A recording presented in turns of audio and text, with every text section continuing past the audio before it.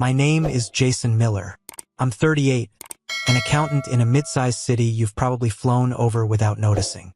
For most of my 30s, I believed that predictability was the same as security. Numbers balanced, bills paid, calendar synced, life on rails. I've been married to Lauren for 8 years. On paper, it looked like we'd won the game. We had the kind of life people post online with dumb captions like, "My person" or "Best life." I woke up before sunrise, showered, dressed in the same rotation of shirts, kissed my wife on the forehead while she blinked at me from the pillow. She'd mumble, "Text me when you get there," and I always did. Work with spreadsheets, client meetings, and coffee that tasted like burned bark. I come home to dinner on the table, house clean, dishwasher humming, some candle burning that made the place smell like vanilla or forests or whatever Target was selling that week. Lauren would meet me at the door, smile, kiss, ask, "How was your day?" I always said, "Long." And she always said, "I'm glad you're home." Weekends were quiet. Movies on the couch, popcorn in a shared bowl, her feet under my thigh for warmth. We'd half argue about vacations we never took. Beach versus mountains, all-inclusive versus road trip. It was always someday, never now. I didn't push it. Stability felt more important than stamps in a passport. I never checked her phone, never tracked her location. When she said she had errands or a shift at the small office where she did part-time admin work, I believed her without a second thought. If you'd hooked me up to a lie detector and asked, "Do you trust your wife?" I'd have passed with flying colors. I would have sworn under oath that there were no secrets between us. That Thursday afternoon started the same as any other, until it didn't. I left work early with a headache, the kind that sits behind your eyes and makes the screen blur. I drove home in daylight for once, made coffee in my own kitchen while the sun still touched the countertops. The house felt strangely quiet at that hour, like I'd walked onto an empty stage before the show. I sat down on the couch, took one sip, and exhaled. Then the doorbell rang, and my life split cleanly into before and after, even though I didn't know it yet. When I opened the door, I recognized him the way you recognize a street you've driven 1,000 times without ever learning its name. Mid-50s, gray at the temples, still in his store apron with Mike stitched over the chest. Main Street convenience store. I'd bought energy drinks and lottery tickets from this man and never really seen him. "Mr. Miller?" he asked, like he wasn't sure I was the right husband for the job. "Yeah," I said. "What's up?" His eyes flicked past me into the house, then back. "Can I talk to you for a minute?" "It's delicate. It's about your wife." That word, delicate, landed wrong in my chest. My mind sprinted through possibilities. Accident, illness, maybe she'd broken something at his store. Normal problems, fixable ones. I stepped aside. "Come in." We sat in the living room. He perched on the edge of the couch like he was afraid to leave a mark. My coffee went cold on the table between us. "I didn't want to come," he started. "But I figured you'd want to know." "Know what?" My voice was flat, controlled. He took a breath, like he was about to dive underwater. "We've had inventory shrinking for months. At first I thought it was paperwork, then employees. I checked receipts, schedules, everything." He shook his head. "So I installed new cameras, higher quality, different angles." He slid a tablet out of his backpack and set it on the coffee table, screen down. He didn't push it toward me yet. "I'm not calling the police." "Not yet," he said. "But when I saw who it was, and what else was going on, I couldn't just ignore it. Not fair to you." A cold spread in my stomach, slow and deliberate. "Just show me," I said. He flipped the tablet and tapped the screen. Grainy footage filled it. His store, the same aisles I'd walked down half asleep on Monday mornings. And then Lauren walked in. Same coat, same walk, same woman who kissed me goodbye that morning. I watched her move down the aisle, casual, at home. She glanced around once, twice, then slipped a lipstick into her bag with emotion so practiced it almost looked like muscle memory. A chocolate bar next. A small bracelet hanging by the register. No hesitation. No guilt on her face. Just a habit. That's been happening for months. Mike said quietly. Different items. Small stuff. Always her. I didn't answer. I just stared. The footage cut to the parking lot.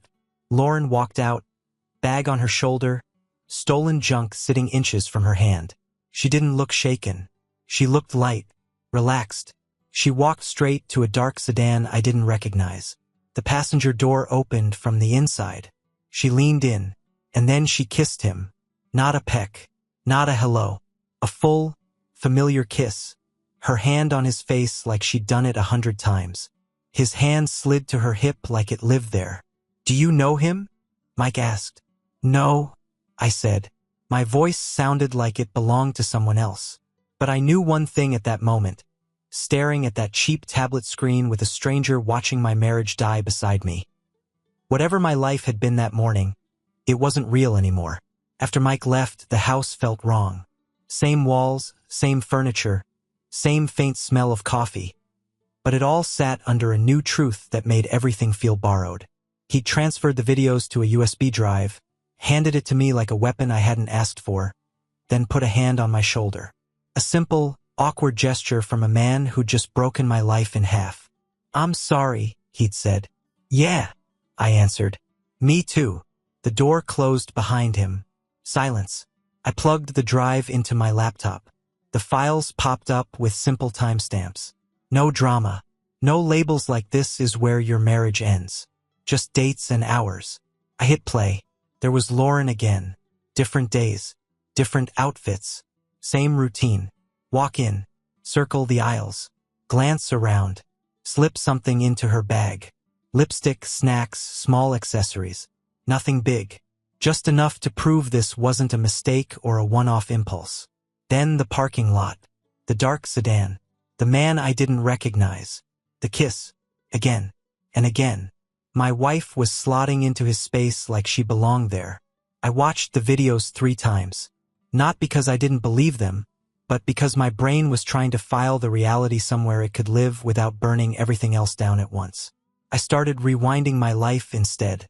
The nights she was working late. The sudden insistence on doing errands alone. The new coat she said she got on sale.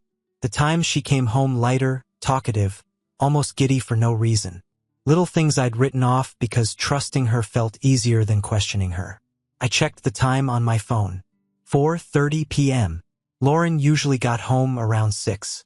90 minutes. That's why I had to decide what version of myself would be sitting here when she walked through that door. The weak version, the one who begged, bargained, asked what he had that I didn't. The explosive version, the one who punched walls, screamed, lost the plot and handed her the story. He was crazy, I had to leave. Or a third option, the one I hadn't really met yet.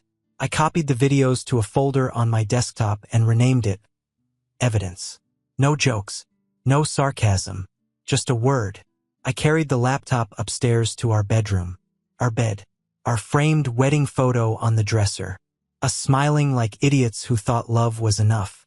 I set the laptop on the bed, opened it, queued up the clip where she stole and then went straight to the car. Paused it right on the kiss.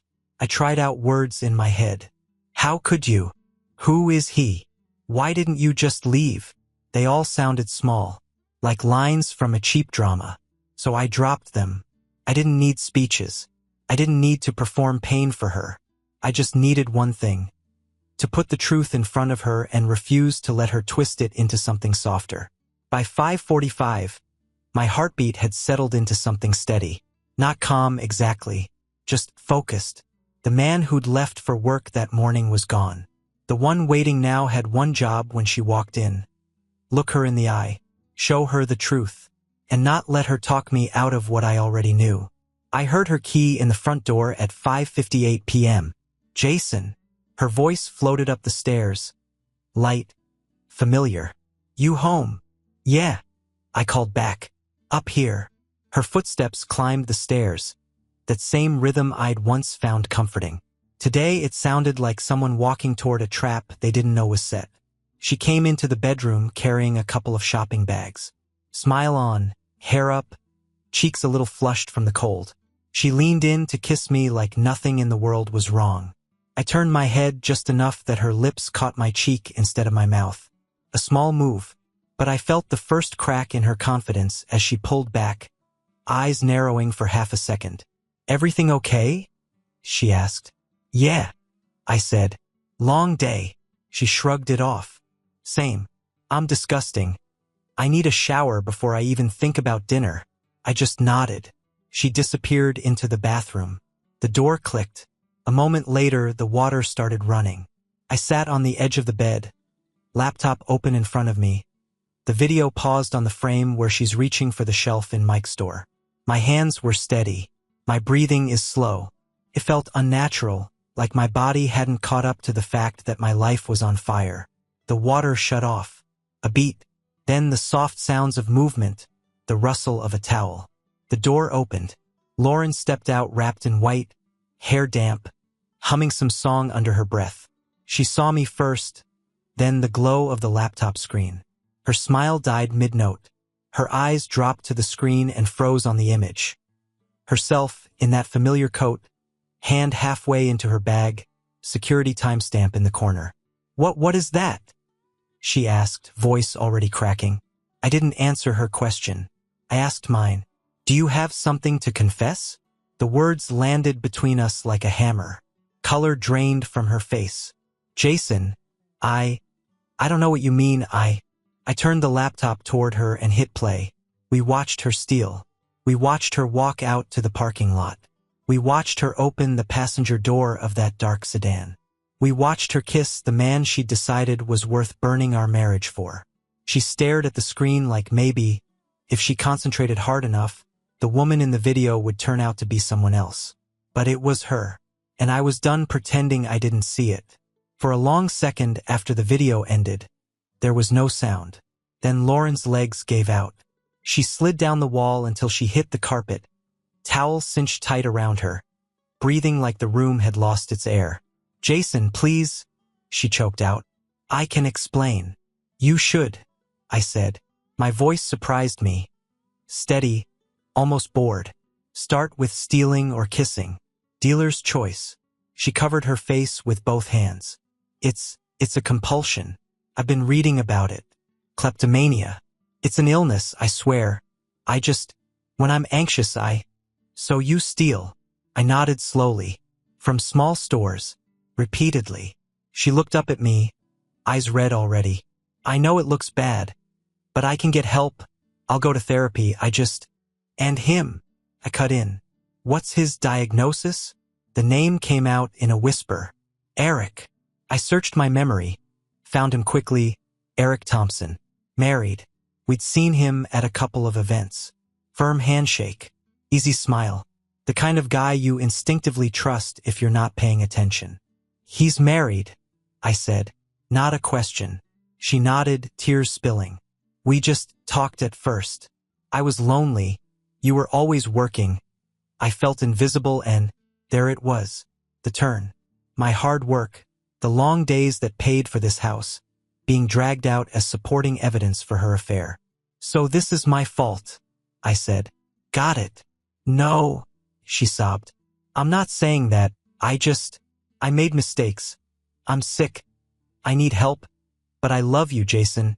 I swear How long?" I asked. She hesitated. That tiny pause hurt more than any answer. "For months," she finally said. "But it didn't mean." "Stop." I held up a hand. She shut up instantly. I looked at her. The towel, the wet hair, the smeared mascara, the whole picture of a woman in crisis. And underneath all that, the simple fact. She did what she did because she wanted to. Repeatedly. "I'm not your therapist," I said. "I'm not in your rehab. I'm the husband you lied to while you were stealing and screwing around in parking lots." She shook her head hard. "Please, don't talk like that. We can fix this, we can." "We?" I stood up. "No. Here's what's going to happen. You're leaving this house tonight." Her mouth fell open. "What?" "Jason, no, please. You have 1 hour to pack a bag," I said. "Tomorrow I'm calling a lawyer. I'll handle the rest through them." She crawled toward me on her knees, grabbing at my hand. "Don't do this. Please don't do this. I can change. I'll do anything. I pulled my hand back like she'd burned it. I'm done carrying damage I didn't cause, I said. Get dressed. Start packing. Then I walked past her, out of the bedroom, down the stairs. By the time I hit the front door, I could still hear her sobbing upstairs. Loud, desperate, echoing off the walls. I picked up my keys and left anyway, because staying in that air 1 second longer felt impossible. When I came back that night, the house was dark. Lauren was gone. No car in the driveway, no shoes by the door, just her key on the kitchen table and an envelope with my name on it. I didn't open it. I dropped it straight into the trash, pressed it down under a takeout box, and took out my phone instead. By noon the next day, I was sitting in a leather chair across from a divorce lawyer who'd seen this story 100 times in different costumes. Middle-aged, calm, no fake sympathy, just direct questions and a legal pad. Do you have proof of the affair? He asked. I slid the USB drive across his desk. Video, I said. Her shoplifting, then going straight to his car. Kissing him. He plugged it into his computer, watched about 30 seconds, then stopped. That's enough, he said. Documented infidelity. Combined with the theft issue, this will be quick. You keep the house, the cars, most assets. If she's smart, she won't contest. On paper, it sounded like winning. A week later, I knew Eric's full name, address, and marital status. Married. 2 young daughters. White picket fence profile. I sat at my kitchen table one evening, the same spot where Lauren used to scroll her phone and laugh at nothing, and drafted an email to his wife. No commentary, no insults, just a short line. You deserve to know. And the video files attached. I almost didn't hit send. Not out of mercy, out of exhaustion. But I did. Word traveled back in fragments. Their marriage blew up. There were fights, lawyers, custody talks. He lost his job, the kind of place that doesn't want parking lot affair and shoplifting scandal attached to their brand. He ended up in a small apartment alone. I waited for the satisfaction to hit, the payoff. The sense of balance was restored. It never really came. Just a dull, empty acknowledgement. Yeah, now he's standing in the rubble too. Meanwhile, shoplifting spread like oil on water. Mike had been reluctant to go to the police at first, but once he compared notes with other small business owners and realized Lauren had been making a circuit of their stores, things escalated. Reports filed. Footage shared. She didn't end up in prison. This isn't that kind of story. She got a plea deal, restitution, community service, court-ordered therapy. Her name on paperwork as the woman who couldn't stop stealing cheap things and blowing up her life for parking lot kisses. On the surface, it looked like justice. But sitting alone in my quiet house, divorce in motion, bank accounts being divided, schedules being drawn up by strangers, it didn't feel like winning. It felt like standing outside a building I'd lived in for 8 years, watching it collapse in slow motion, knowing I was the one who pulled the fire alarm, and still wishing there'd been nothing to report. The divorce ended in a conference room that looked like every other place I'd ever signed paperwork. Neutral walls, neutral carpet, a long table where lives ended in black ink. Lauren sat on the other side, next to her lawyer. No makeup, hair pulled back. She looked smaller, like someone had turned down the saturation on her. We went through the terms line by line. House mine, cars mine, savings mostly mine, no alimony, no fight. She just nodded at everything, eyes fixed on the table.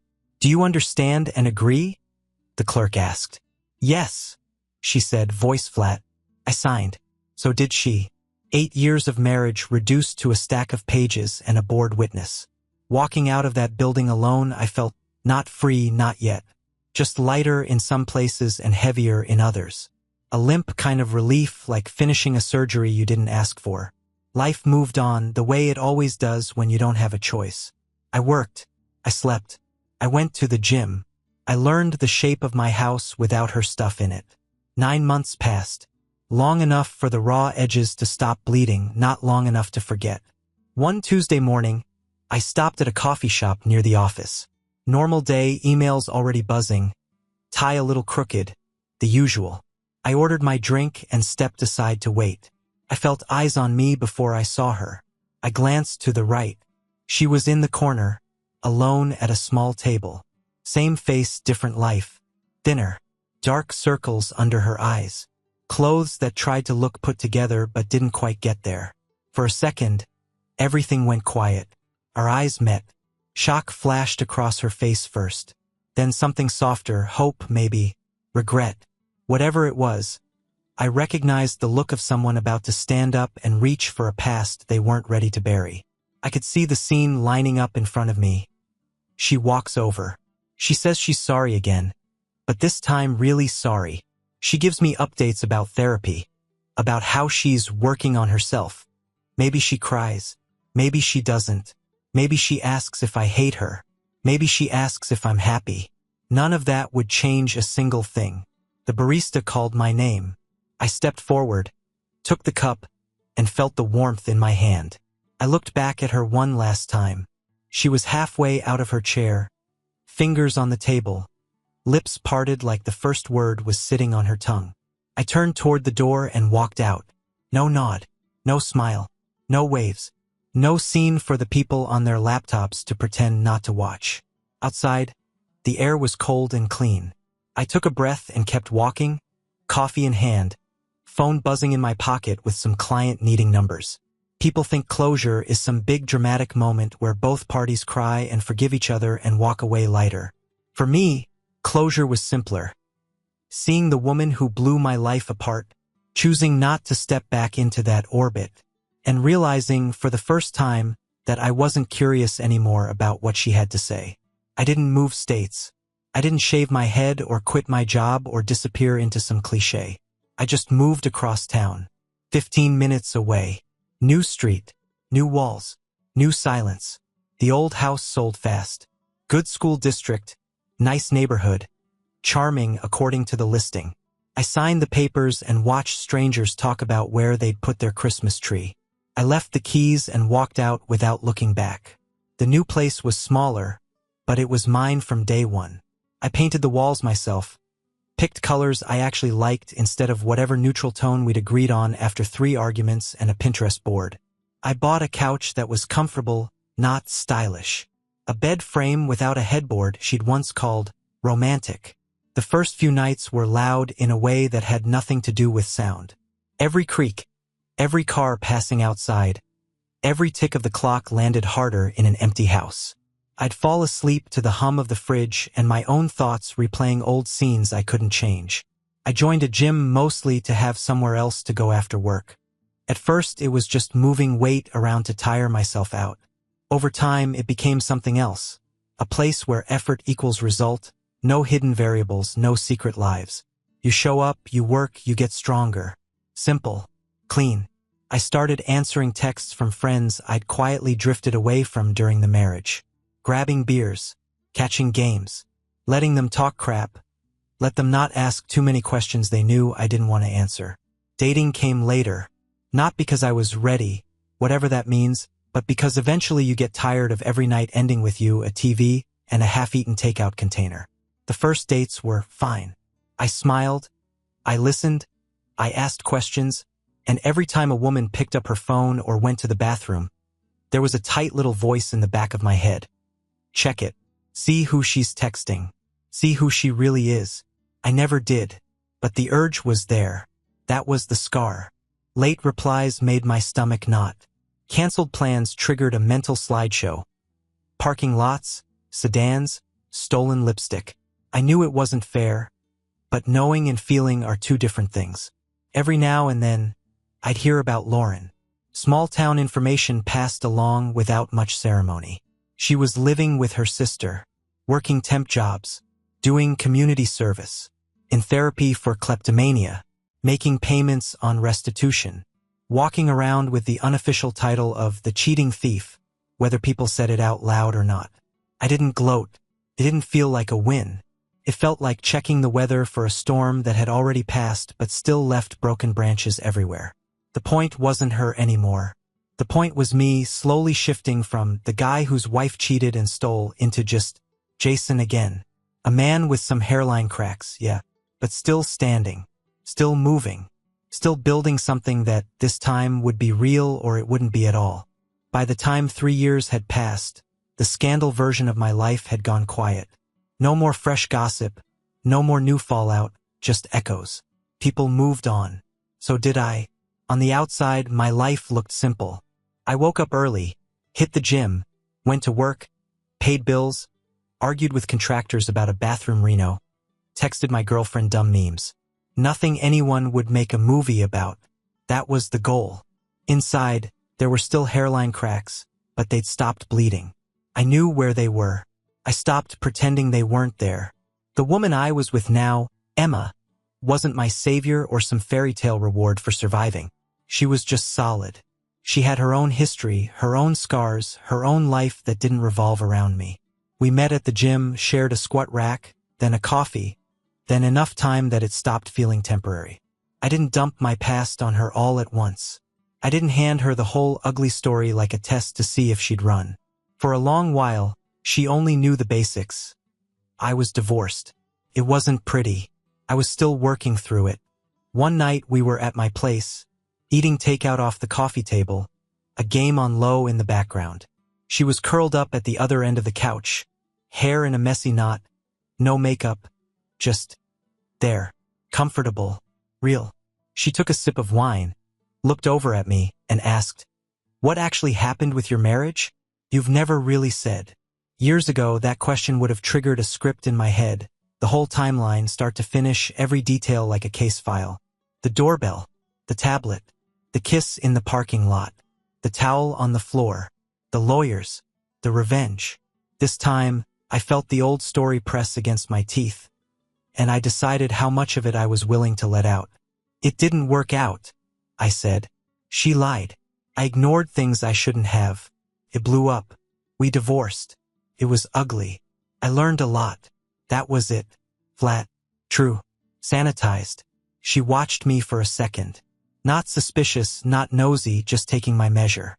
"Okay," she said softly. "If you ever want to tell me more, you can. If you don't, that's your call. I'm not going to dig." Then she changed the subject. Just like that.